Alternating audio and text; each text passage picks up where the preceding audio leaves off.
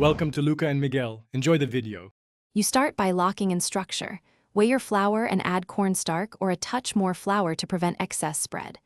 Once measured, mix just until combined, not fully aerated. Overcreaming makes spread worse. Make sure sugar type is correct.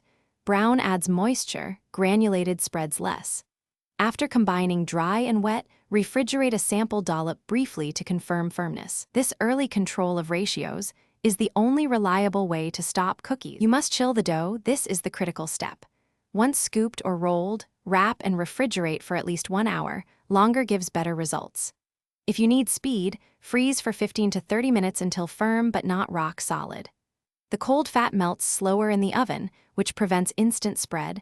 Meanwhile, flour hydrates and bonds.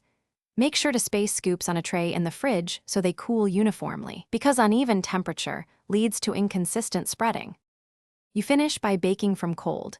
Put well-chilled dough on parchment and slide into a fully preheated oven. Make sure the baking surface is cool. A hot tray makes dough slump. Bake until edges set. Remove a touch early if you want thicker centers. They continue to firm off heat. If a batch still spreads, the fix is simple.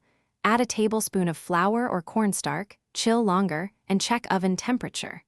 That troubleshooting step solves almost every spreading issue. Thanks for watching and please subscribe. It's the best investment you'll ever make.